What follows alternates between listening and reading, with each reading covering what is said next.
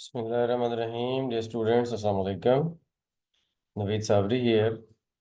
Students, आज हम 12 जुलाई 2024 के डॉन एडिटोरियल्स को एनालाइज करेंगे.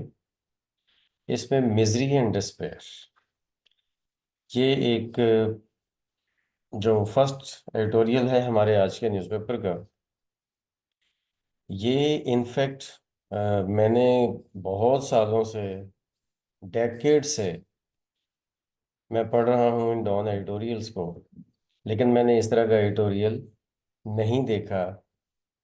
हमेशा से डॉन एडिटोरियल्स में जो भी अगर कोई प्रॉब्लम्स भी दिए जाते हैं तो प्रॉब्लम्स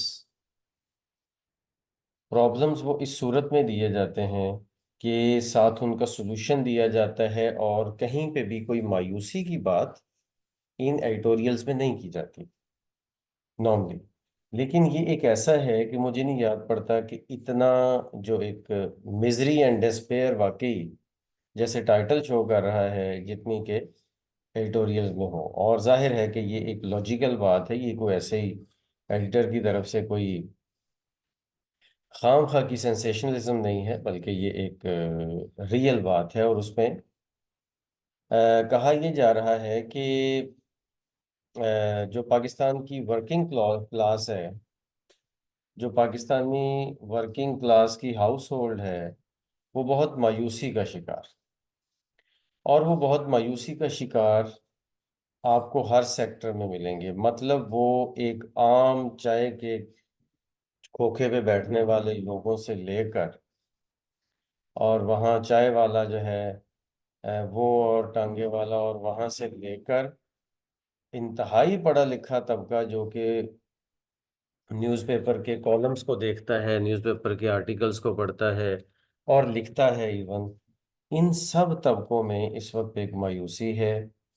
और यही बातें चल रही हैं कि हमारा जो स्टेटस को है, हमारा जो गवर्नमेंट का निज़ाम है, वो हमें बिल्कुल जीने नहीं दे रहा. और एक ग्रोइंग अनसेटलमेंट है. ग्रोइंग अनसेटलमेंट विद द स्टेटस को का मतलब क्या है? ग्रोइंग अनसेटलमेंट विद द स्टेटस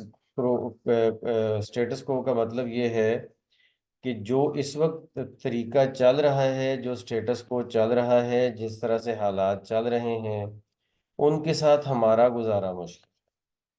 ठीक हो गया? ग्रोइंग अनसेटलमेंट, कि हमारा गुजारा नहीं हो सकता, और ये चीज़ बढ़ रही है. और ये बहुत से इकोनॉमिस्ट भी इस चीज़ को बहुत हैवीली इसको अलार्म कर रहे हैं, और सीरियस इकोनॉमिस्ट कह रहे हैं कि पाकिस्तान में इस तरह का पाकिस्तान जिस तरह की मुश्किलात में अब है, हिस्ट्री में कभी इस तरह की मुश्किलात में नहीं रहा. ये पाकिस्तान के लिए बहुत सीरियस मुश्किलात हैं. और ये बातें जो हैं ये एक अवामी बगावत की तरफ जा रही है. और ये अवामी बगावत जो है वो अब लगता है कि शायद नागुज़ीर हो गई है, वो ज़रूरी हो गई है.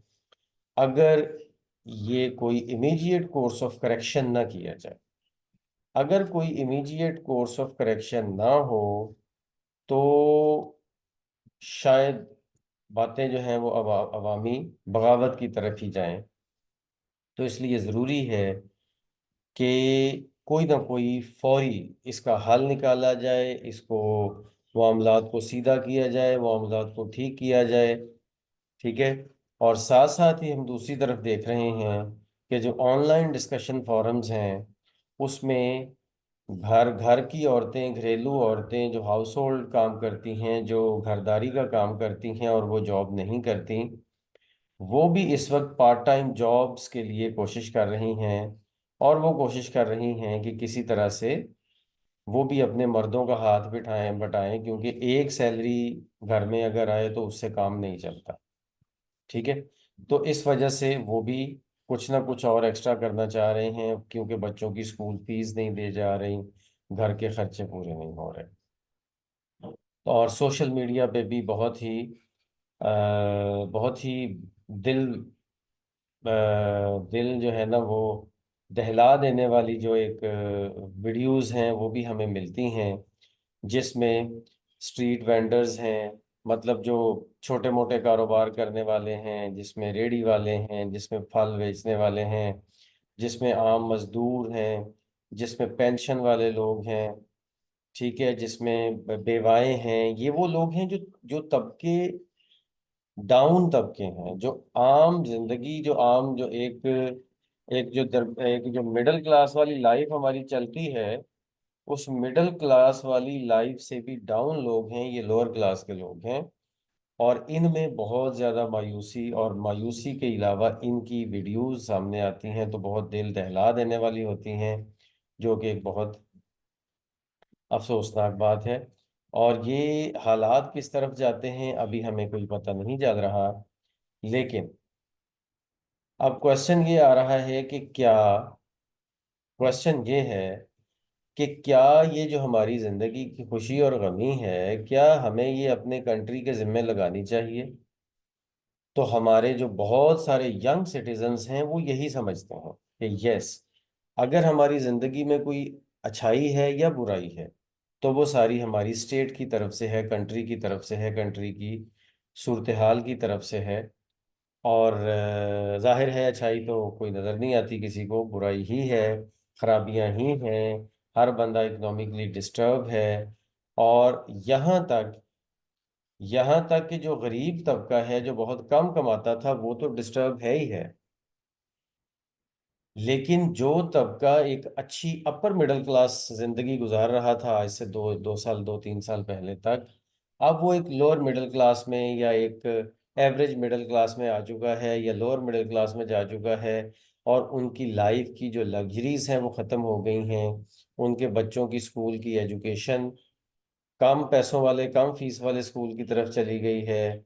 उनकी ज़िंदगी में जो है ना, वो जैसे डाइनिंग आउट होती थी वो कम हो गई है या ख़त्म हो गई है।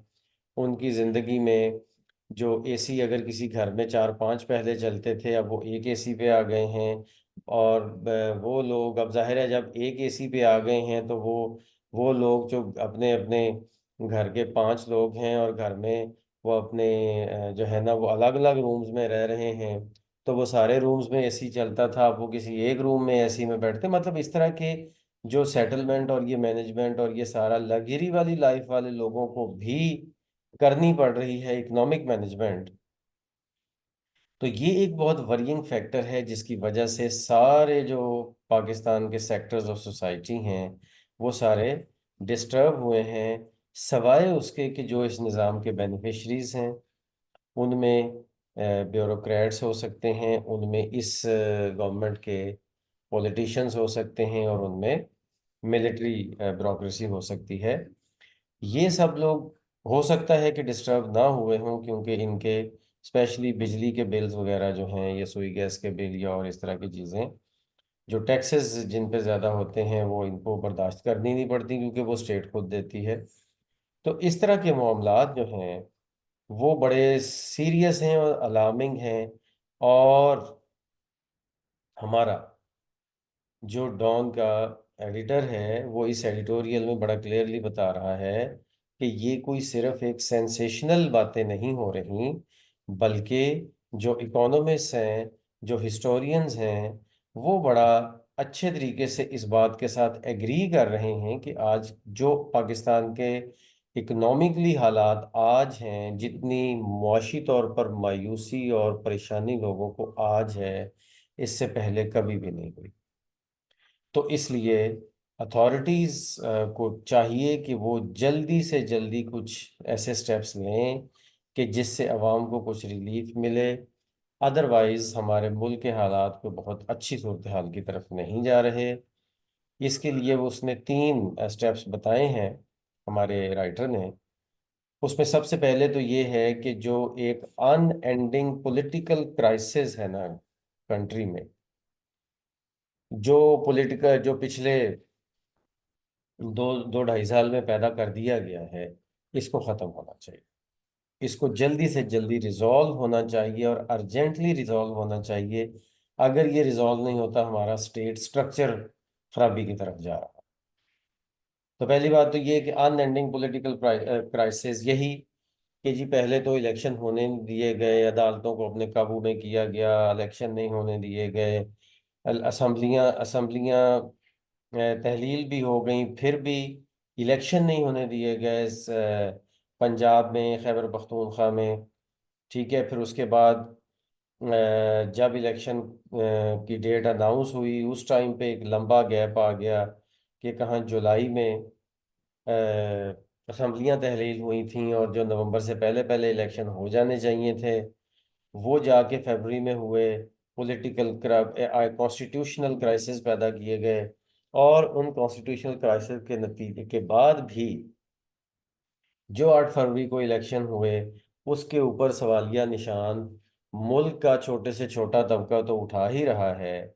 यहाँ तक कि यूएस और यूनाइटेड नेशंस कह रहे हैं कि वो इलेक्शन जो है वो उनकी तहकीकात होनी चाहिए, वो इलेक्शन फ्रॉड इलेक्शन था।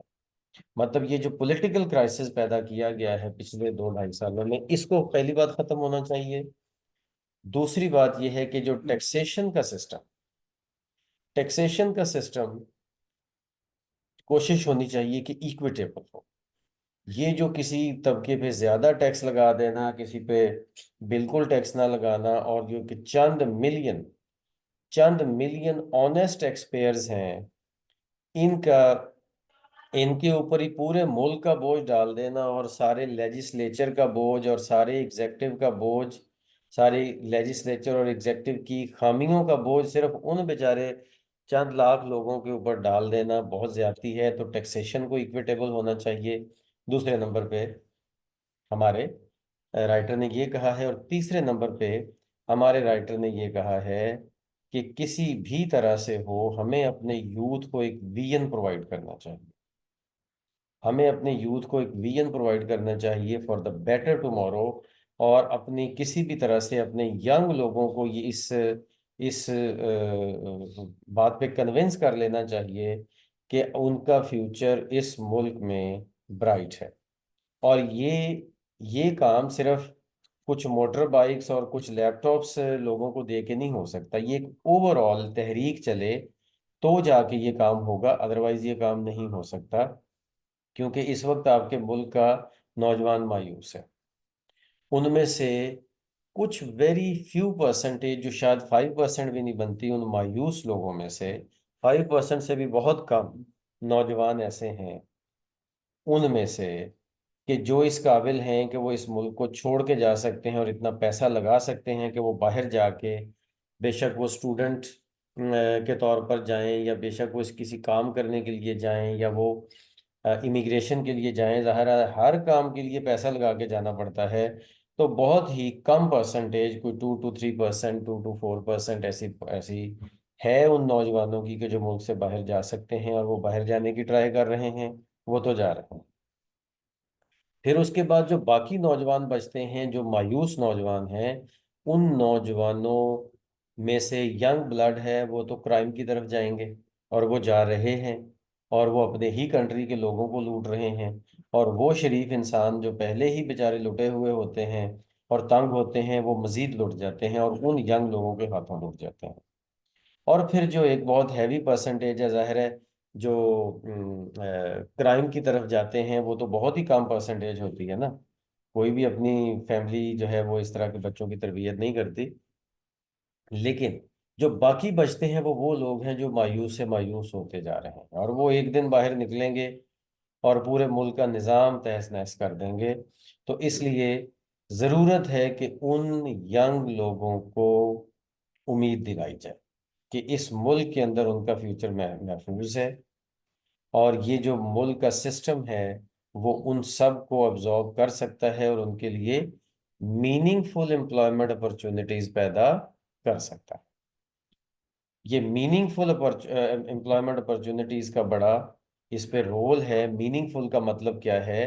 हर वो एम्प्लॉयमेंट अपॉर्चुनिटी मीनिंगफुल होती है जो हमारी आज की ज़रूरियात को पूरा कर रही है, और फ्यूचर में हमारी नॉलेज में, हमारी स्किल्स में प्रमोशन, और हमारे पैसे में प्रमोशन जो देती है, वो एक रीजनेबल और अनएम्प्लॉयमेंट मीनिंगफुल एम्प्लॉयमेंट अपॉर्चुनिटी है। अदरवाइज जो सिर्फ एक आर्जी तौर पर कोई एम्प्लॉयमेंट दी जा रही है, वो मीनिंगफुल नहीं है। इस तरह से बहरहाल ये एक सिचुएशन है जो एक बहुत ही मायूसी वाली सिचुएशन बताई है, लेकिन राइटर ने इसका हल भी बताया है। इस एडिटोरियल में परवेसिव का जो वर्ड है उसको स्पेशली आप हाईलाइट करें और उसको यूज करें अपने उसमें। अनचार्टेड का मतलब है नामालूम, वो चीज जो कहीं पे समझ नहीं आती, जो कि मौजूद है लेकिन उसका हाल नजर नहीं आता कि अब उसका हाल क्या है। इनएविटेबल नागुज़ीर है, नागुज़ीर है। और उसके बाद जी फिर उसके बाद है इम्पावरिश, मुफलिस कर देना, बहुत गुर्बत में धकेल देना, इसको कहते हैं इम्पावरिश। और उसके बाद है जी एग्जैसरबेट, बदतर कर देना, बिगाड़ देना, बिगाड़ देना। इसके बाद आगे चलते हैं तो नेक्स्ट वाला जो एडिटोरियल है वो टेम्पररी एक्सटेंशन के हवाले से है। वो जो अफगान रेफ्यूजीज को 1 साल की एक्सटेंशन दी गई है, वो अफगान रेफ्यूजीज जो लीगल हैं, वो लीगल अफगान रेफ्यूजीज जिनके पास प्रूफ ऑफ रजिस्ट्रेशन है, मतलब जिनके पास वो वाले कार्ड्स हैं कि जो अफगान रेफ्यूजीज को पाकिस्तानी गवर्नमेंट ने दिए हैं, उनको 30 जून 2025 तक पाकिस्तान में रहने की इजाज़त दे दी गई है। यानी कि 1 साल उनको मजीद मिल गया है कि वो पाकिस्तान में रह सकते हैं। जो इलीगल है, जाहिर है उन्हें तो पकड़ के धकेला ही जाएगा बाहर, लेकिन जो लीगल हैं ये सिर्फ उनकी बात की जा रही है। और इसमें हमारा न्यूज़पेपर कह रहा है कि पाकिस्तान में तकरीबन इस तरह के 1.4 मिलियन अफगान्स मौजूद हैं। ठीक है, यानी कि 15 लाख के करीब, तकरीबन 15 लाख अफगान रेफ्यूजीज इस वक्त पाकिस्तान में वो हैं जो डॉक्यूमेंटेड हैं और जिन्होंने वापस जाना है। और उनका इस 30 ऑफ जून तक उनका टाइम था, लेकिन वो नहीं जा सके, तो उनको 1 साल मजीद दिया गया है कि वो वहाँ पे इजीली जाएं। मतलब उनको गवर्नमेंट पकड़ पकड़ के वापस नहीं भेजेगी, बल्कि उनको एक टाइम को दिया जाएगा कि वो अपनी मर्जी से वापस जाएं। अब इस हवाले से मतलब कुछ बातें हमें उसमें करनी है। नंबर 1 तो ये कि यूनाइटेड नेशंस को इसमें अपना किरदार अदा करना चाहिए, क्योंकि जो रेफ्यूजीज का कमीशन है यूनाइटेड नेशंस का, वो इस हवाले से हमेशा से अपडेटेड रहा है और उसको अपना रोल प्ले करना चाहिए। इसी तरह से दूसरी तरफ अगर हम देखें तो वेस्टर्न कंट्रीज, वो कंट्रीज कि जिन्होंने अफगानिस्तान की जंग छेड़ी और इतने सारे लोगों को मुल्क बदर किया और रेफ्यूजीज बने, लोगों को जाना पड़ा, और पाकिस्तान में जो मेजॉरिटी उनकी आई, उन लोगों को, वेस्टर्न कंट्रीज को भी इसमें अपना रोल प्ले करना चाहिए। और फिर सबसे इम्पोर्टेंट चीज़ ये है कि अफगान गवर्नमेंट को, जो इस वक्त तालिबान की हुकूमत है वहाँ पे, उनको अ, मुल्क में एक कंड्यूसिव एनवायरनमेंट बनाना चाहिए। क्योंकि जो पहले जंग के दौरान में अफगान रेफ्यूजीज आए हैं पाकिस्तान में, उनके अलावा जो जो तालिबान गवर्नमेंट आने के बाद जो रेफ्यूजीज पाकिस्तान में आए हैं ना, उनकी तादाद भी काफ़ी ज़्यादा है।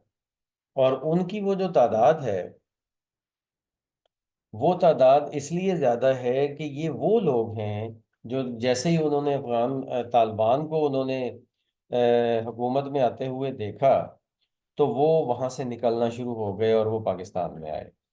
उनका मकसद क्या है कि वो पाकिस्तान से किसी और कंट्री में जाएंगे, वो पाकिस्तान को सिर्फ एक ट्रांजिट के तौर पर ले रहे हैं। तो वो पाकिस्तान में आए और वो पाकिस्तान से अब कहीं और जाना चाह रहे हैं, लेकिन मौजूद तो वो अब भी पाकिस्तान में है। ठीक है, ये वो लोग हैं कि जिन्होंने वेस्टर्न गवर्नमेंट्स के लिए काम किया, जिन्होंने हामिद करजई की गवर्नमेंट के लिए काम किया, जिन्होंने अफगानिस्तान में अशरफ गनी की गवर्नमेंट के लिए काम किया। ठीक है, अब ये वो लोग हैं जो ये समझते हैं, और इन्होंने जासूसी की, इन्होंने इंटेलिजेंस किया, इन्होंने जो तालिबान हैं, अफगान तालिबान हैं, दूसरे लफ्ज़ों में उनके नुकसान का बायस बने। जाहिर है ये वो अफगान लोग हैं कि जिन्होंने तालिबान की जासूसी की और उसकी वजह से तालिबान के ऊपर अटैक हुए, या इसी तरह से कुछ और ऐसे काम किए जिसकी वजह से, जिसकी जो तालिबान के खिलाफ थे। बेशक वो वेस्टर्न गवर्नमेंट जो है, वेस्टर्न अलाइज जो हैं, यूएस और यूरोपियन कंट्रीज, उनके हक में गए या हामिद करजई और अशरफ गनी के हक में गए, लेकिन फिर भी जो भी इसमें हुआ वो ये हुआ कि तालिबान के ये खिलाफ गए। अब ये वाले लोग डरे हुए हैं। ये लोग जल्दी से जल्दी वहां से निकलना चाह रहे हैं। और ये लोग अब अगर जल्दी से जल्दी निकलना चाह रहे हैं तो इस वजह से ही निकलना चाह रहे हैं। कुछ अफगानिस्तान में हैं, ज्यादातर पाकिस्तान में आ गए हैं, और कुछ ऐसे हैं जो पाकिस्तान से आगे अदर कंट्रीज में, वेस्टर्न कंट्रीज की तरफ निकलने में कामयाब हो गए हैं, क्योंकि ये वो लोग हैं कि जिनको वेस्टर्न कंट्रीज वीजा दे रहे हैं। और वीजा उनको लाजमी दे रहे हैं क्योंकि उन्हें पता है कि उनकी जान महफूज नहीं है तालिबान के उसमें, तालिबान की गवर्नमेंट में। अब ये बहुत सारे ऐसे लोग हैं, मेजोरिटी वो हैं जो इस वक्त पाकिस्तान में रुके हुए हैं और वीजा की तलाश में हैं। तो अब न्यूज़पेपर ये कहता है कि पहली तो बात ये है कि पाकिस्तान से निकलना चाहिए, इनको जाना चाहिए, रेफ्यूजीज को वापस अपने कंट्री में जाएं, जो शुरू से आए हुए हैं वो, या जो अब आए हैं वो। या अगर किसी और कंट्री में जाना है तो उन कंट्रीज को चाहिए कि इनका वीज़ा प्रोसेस तेज करे और इनको यहाँ से लेके जाए, ताकि हमारी इकोनॉमी के ऊपर बोझ कम हो। और सबसे इम्पोर्टेंट और सबसे अच्छी बात यह है कि तालिबान गवर्नमेंट एक आम मुआफ़ी का ऐलान करे और उस पर अमल भी करे, और एक ऐसा दोस्ताना और पुरअमन माहौल वहाँ पे ऐसा प्रोवाइड करे कि ये जो लोग हैं इनको अफगानिस्तान के अंदर भी आने में किसी भी किस्म का कोई मसला ना हो, और ये आके इजीली अपना कारोबार, अपनी जॉब्स और सब कुछ कर सकें।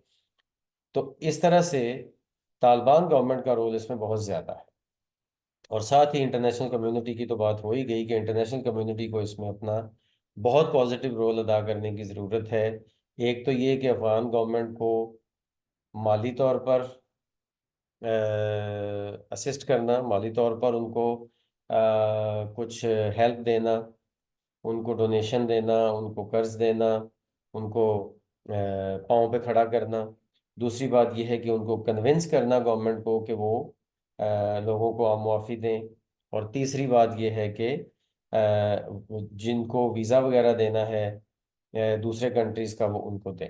इस तरह करके ये सारा सिस्टम जो है, मतलब ये है कि अफगान रेफ्यूजीज़ ने जहाँ जहाँ जाना है अपने कंट्री में या किसी और कंट्री में वो जाएं, और पाकिस्तान से वो बखैर वाफियत यहाँ से जाएं और हमारी मेज़बानी के अच्छे सोच लेके जाएं। रिपेट्रिएशन का मतलब होता है वतन वापसी।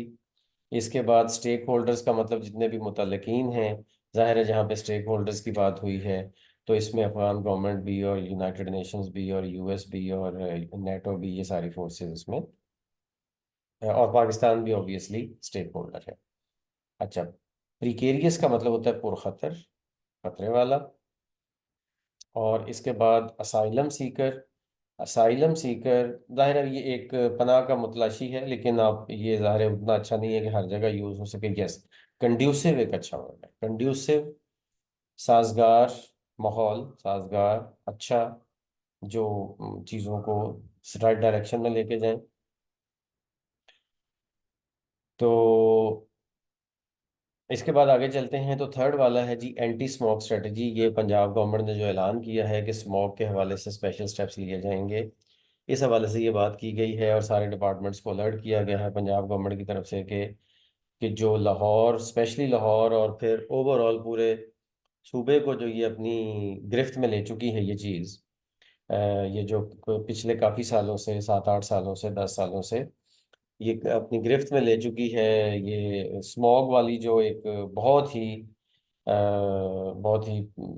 कैटास्ट्रफी है, ये पब्लिक हेल्थ कैटास्ट्रफी अपनी गिरफ्त में ले चुकी है।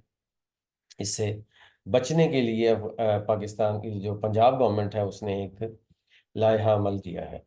लेकिन हमारा जो एडिटर है वो ये कहता है कि पहली बात तो ये है कि जो भी ऐलानात किए गए हैं, पहली बात तो ये कि उसके ऊपर पूरा अमल होना चाहिए, और ऐसी चीज़ें कि जो पोल्यूशन पैदा करती हैं उनके ऊपर क्रैकडाउन होना चाहिए, और किसी भी तरह से पोल्यूशन पैदा करने वाली किसी भी चीज़ को ऑपरेट करने की इजाज़त नहीं होनी चाहिए।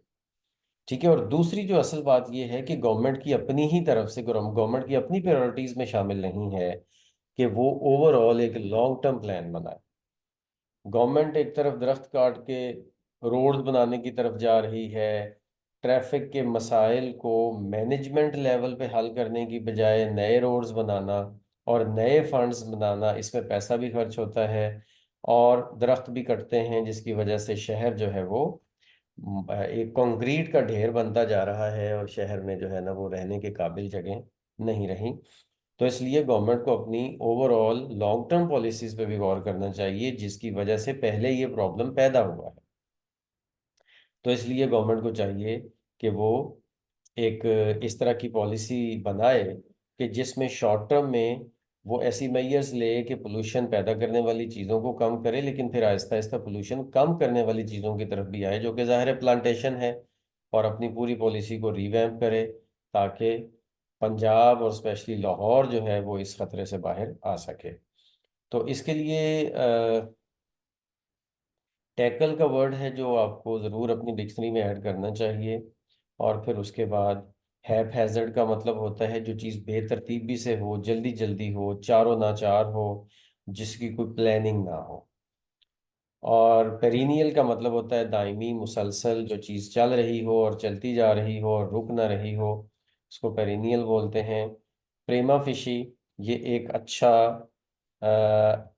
एडवर्ब के तौर पर ये यूज़ होता है वर्ड, और ये है तो फॉरेन लैंग्वेज का वर्ड, लेकिन अक्सर अब ये यूज़ होता है।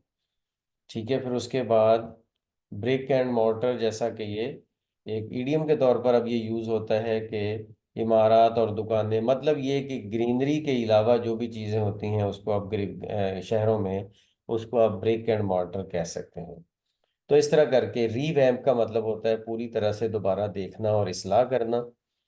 ये भी एक अच्छा वर्ड है जो आप यूज़ कर सकते हैं। इसके साथ ही हमारी आज की डिस्कशन कंक्लूड होती है। अल्लाह हाफिज़।